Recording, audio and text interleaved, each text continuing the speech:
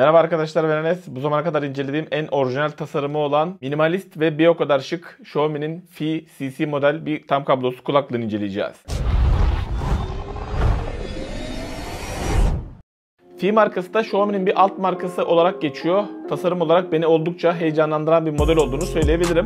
Bu kulaklığı ben aşağıdaki linkten satın aldım. 36 TL'lik bir vergi ödedim. Yaklaşık olarak da 20 günde elime ulaştı. Bu kulaklığın özelliklerine baktığınızda da en albenisi olan kısmı 3 tane modu bulunması. Yani bu kulaklıkta bir oyun modu bulunuyor, müzik modu bulunuyor, bir de video modu bulunuyor. Tasarım olarak da sanki gelecekten geliyormuş havası uyandırıyor. Yani bir tasarım ödülü verseydim bu zamana kadar incelediğim kulaklıklar arasında bu kulaklığı seçerdim. Bu kulaklığın pembe ve yeşil olarak iki farklı renk seçeneği de bulunuyor. Masaya konduğu zaman bir AirPods modeline göre daha fazla ilgi çekici bir model olduğunu da söyleyebilirim. Bu arada bu kulaklık silikonsuz bir model olduğu için daha çok günlük kullanım ve telefonla görüşmesi yapmak amacıyla almanızı öneririm. Eğer kulağınızda özel bir problem yoksa müzik amacıyla silikonlu kulaklık bakmanızı tavsiye ederim. İncelemeye bir türlü giremedik ancak ben bu kulaklığı aldım. Ne güzel incelemesini çekerim derken Çinliler hızlı davranıp bu modelin de ikinci versiyonunu çıkarmışlar. Tasarım olarak birebir aynı, sadece donanımsal geliştirmeler yapılmış. İsterseniz bu farklılıklara bir bakalım. Sonrasında artısıyla ve eksisiyle CC modelinin incelemesine geçeriz. CC modelinde Bluetooth 5.0 kullanılırken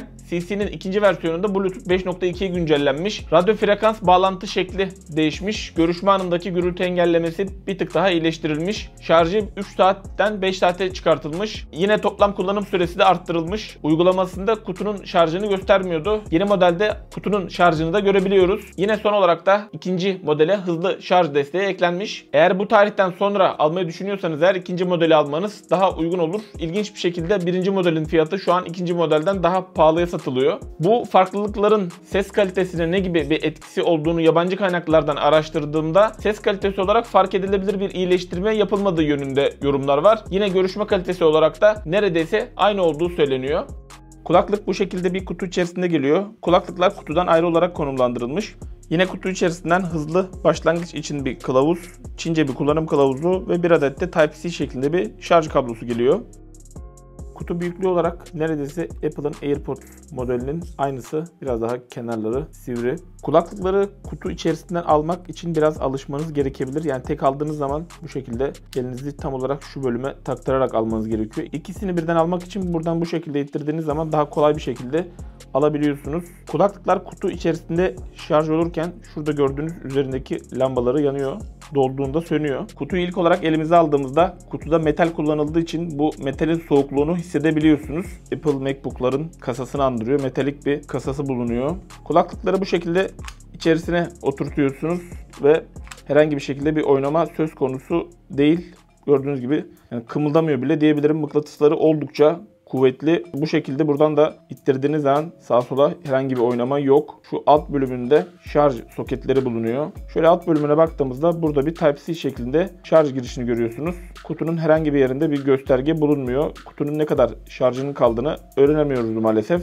Kulaklığın herhangi bir üst bölümünde kapak bulunmadığı için kulakla yanımızda taşırken temiz olan cebimize koymamız daha uygun olur. T1C modelinde ve Halo'nun GT2 modelinde de bu şekilde kapak yoktu. Kulaklıkların üzerinde herhangi bir kızıl ötesi algılayıcı bulunmuyor. Yani kulaklığı kulağımızdan çıkardığımız zaman müziğin durması ve başlaması özelliği. Kulaklıkların şu alt bölümüne baktığımızda mikrofonları görüyoruz. Yine şu bölümlerde de birer tane mikrofon bulunuyor. Kulaklığın dokunmatik alanları tam olarak şu mikrofonun hemen altında konumlandırılmış. Yani şu bölüm dokunmatik. Bu şekilde hafif bir şekilde dokunduğunuz zaman algılıyor. Kulaklık uzun yapıda olduğu için aşağıdan tuttuğunuz zaman da yanlış basmaya ihtimal vermiyor. Gördüğünüz gibi kare bir tasarımları bulunuyor kulaklığın. Şöyle Apple'ın AirPods modeliyle bir karşılaştırdığımız zaman kulağa giren kısımlar birebir aynı. Büyüklük olarak da neredeyse aynı kulağa giren kısım. Burada biraz daha sert bir tasarım görüyoruz. Apple'da biraz daha yumuşatılmış bir tasarım bulunuyor.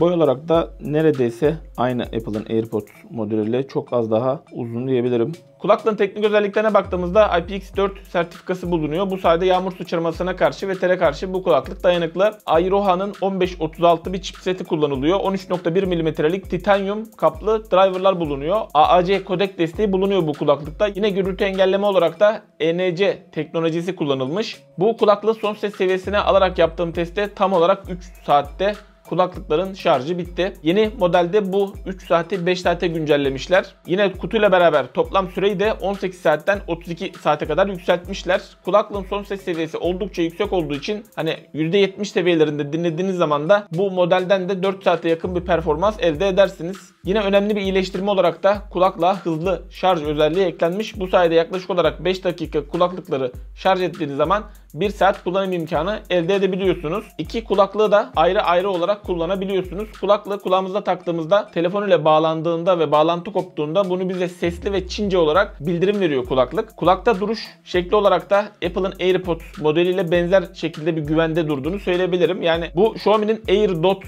Pro 2 modeli veya Air SE 2 modelinde biraz daha kulaklık daha rahat bir şekilde çıkabiliyordu kulaktan. Bu kulaklık AirPods gibi olmuş. Yani normal bir silikonlu kulaklık ne derece kulağınızda sağlam duruyorsa bu kulaklıkta aynı şekilde duruyor. Ses yalıtımı olarak yine diğer silikonsuz kulaklıklarla aynı şekilde ses yalıtımı bulunmuyor bu kulaklıkta. Yani yolda yürürken çevre sesleri rahat bir şekilde duyabiliyorsunuz. Sizin müzik dinlediğiniz zaman da yanınızdaki kişiler sizin ne dinlediğinizi rahat bir şekilde duyabiliyorlar. Bu videoda silikonlu ve silikonsuz kulaklıkların artılarını ve eksilerini anlattım. Hangi kulaklık size uygun seçebilirsiniz. Kulaklıkta herhangi bir şekilde tıslama veya dip ses gibi bir problemle veya bir bağlantı sorunuyla karşılaşmadım. Kulaklık kontrol imkanı olarak burada gördüğünüz gibi oldukça ilginç kontrolleri bulunuyor. Yani iki kulaklığı kulağınızda taktığınız zaman sol kulaklıktan sadece ses arttırıp azaltma, sağ kulaklıktan ise önceki şarkı ve sonraki şarkıya geçme komutları verebiliyorsunuz. Bu kulaklıkları tek tek kullandığınız zaman ise yine aynı özellikleri kullanıyorsunuz. Yani kontrol açısından çok başarılı bulduğumu söyleyemem kulaklığı. Ancak dokunmatik olarak çok en ufak dokunmanızı dahi rahat bir şekilde algılıyor ve yanlış basma ihtimali yok. Kontroller ne kadar çift kullanıma uygun olsa da kontrol etme olarak başarılı bulduğumu söyleyebilirim kulaklığı. Evet, kulaklığın ses performansına geldiğimizde ise genelde silikonsuz kulaklıklardan pek bas performansı beklemiyoruz. Ancak CC modelinden oldukça başarılı baslar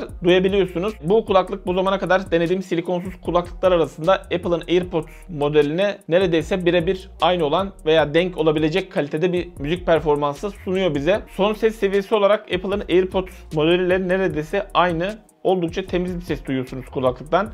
Detaylı ve enstrümanları net bir şekilde ayırt edebiliyorsunuz. Sahnesi geniş bir kulaklık. Sesleri de oldukça doğal bir şekilde veriyor. Yine kulaklığın uygulaması üzerinden equalizer ayarlarını değiştirebiliyorsunuz ve bu equalizer'e tepkisi kulaklığın gayet başarılı. Bas performansı oldukça yeterli olmasına rağmen uygulaması üzerinden equalizer'la bası arttırdığınız zaman yani hissedilir derecede bir artış da hissedebiliyorsunuz. Müzik performansı olarak oldukça beğendiğim bir model olduğunu söyleyebilirim Fi'nin CC modeli için. Yani zengin bir ses duyduğunuzu, kaliteli kaynaktan müzik dinlediğinizi hissedebiliyorsunuz. Verdiğiniz paranın da bence hakkını alıyorsunuz ses performansı olarak. Evet, şu an sesini CC'nin mikrofonlarından duyuyorsunuz. Dışarıda açık alanda ve hafif bir rüzgarlı havada yürüyüş yaptığınız zaman sesiniz karşı tarafa bu şekilde gidecek. Evet, şu an sesimi aynı mekanda Apple'ın AirPods modelinin mikrofonundan duyuyorsunuz. Evet, şu an sesimi C'nin C modelinin mikrofonundan duyuyorsunuz. Şu an sesimi Apple'ın AirPods modelinin mikrofonundan duyuyorsunuz. Şu an sesimi C'nin CC modelinden duyuyorsunuz. Ses konusunda bir gelişme oldu mu? C'nin CC modeliyle Apple'ın AirPods modelinin arasında bir mikrofon performansı olarak ne gibi farklar gördünüz? Lütfen fikirlerinizi yorumlar kısmında belirtin. Bu arada video işinize yararsa beğenmeyi ve yeni videolarımı da kaçırmamak için kanalıma abone olup zil butonuna basmayı unutmayın lütfen. Evet, şu an sesimi P modelinin mikrofonlarından duyuyorsunuz. Kapalı ve sessiz bir mekanda görüşme yaptığınız zaman sesiniz karşı tarafa bu şekilde gidecek. Şimdi buradaki Bluetooth hoparlörden bir kafe gürültüsü açacağım ve gürültülü ortamda da mikrofon performansını, kulaklığını test edeceğiz. Evet, şu an bir kafenin gürültüsünü açtım bu hoparlörden ve gürültülü ortamda Fi'nin CC modelinden bir görüşme yaptığınız zaman sesiniz karşı tarafa bu şekilde gidecek. Hoparlörü de oldukça yakınlaştırdım şöyle gördüğünüz gibi. Kafe gürültüsünün seslerinden ne derece size sesini net bir şekilde yansıtabiliyor yorumlar kısmında belirtin lütfen. Şu an sesimi Apple'ın AirPods modelinden duyuyorsunuz. Şu an sesimi Fi'nin CC modelinin mikrofonlarından duyuyorsunuz. Şu an sesimi Apple'ın AirPods modelinden duyuyorsunuz. Şu an sesimi kafe ortamında C'nin C modelinin mikrofonlarından duyuyorsunuz. Şu an sesimi Apple'ın AirPods modelinden duyuyorsunuz. Abi nasıl uçak geçiyor ya? Nasıl uçak geçiyor? Peş peşe geçiyor. Peş peşe. Tak tak tak tak tak tak. Şu an sesimi Apple'ın AirPods modelinden duyuyorsunuz. Şu an sesimi T modelinin mikrofonlarından duyuyorsunuz. Şu an sesimi Apple'ın AirPods modelinden duyuyorsunuz. Şu an sesimi T'nin mikrofonlarından duyuyorsunuz. Evet, mikrofon performansını dinlediniz. Bu modelde ENC olarak bir gürültü engelleme teknolojisi kullanılıyor görüşme yaparken. CC'nin ikinci modelinde bu görüşme performansını bir tık daha iyileştirmişler. Özellikle gürültülü ortamlarda. Video modu.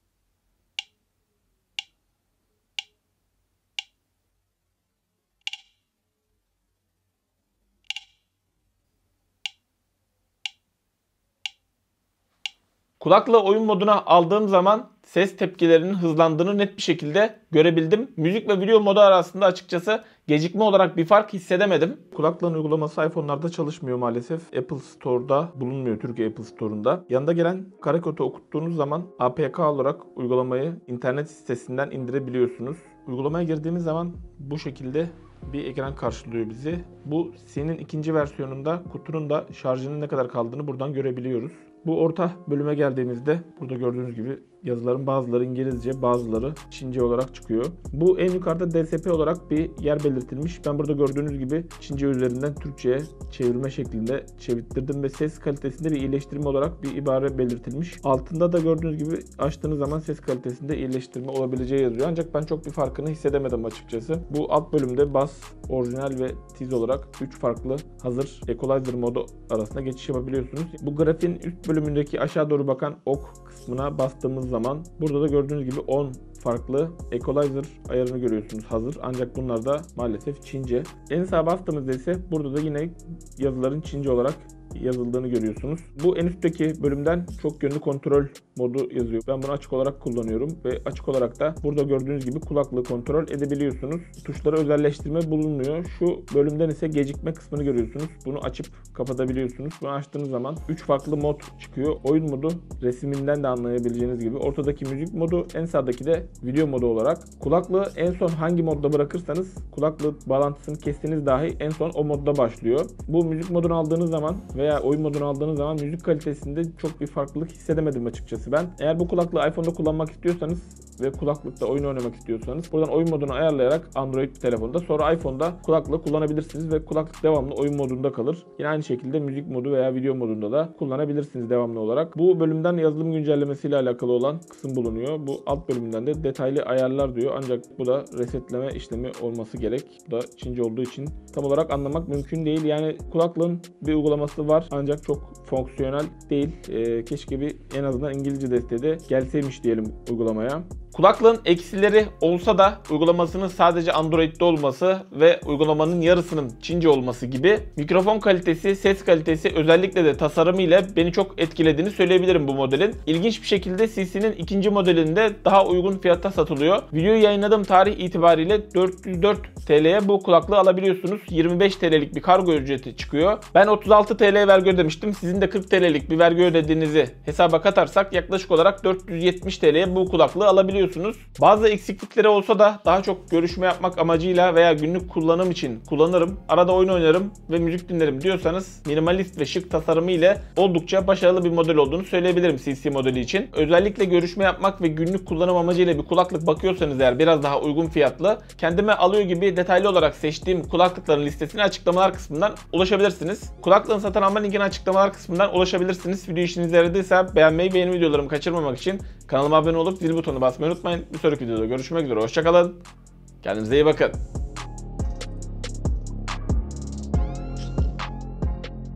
Abi nasıl uçak geçiyor ya? Nasıl uçak geçiyor? Peş peşe geçiyor, peş peşe. Tak tak tak tak tak tak. Bir gün Tendirek Dağı'ndayız, intikaldeyiz. Baktım teröristler, verdim mermiyi ağzına, başladım taramaya.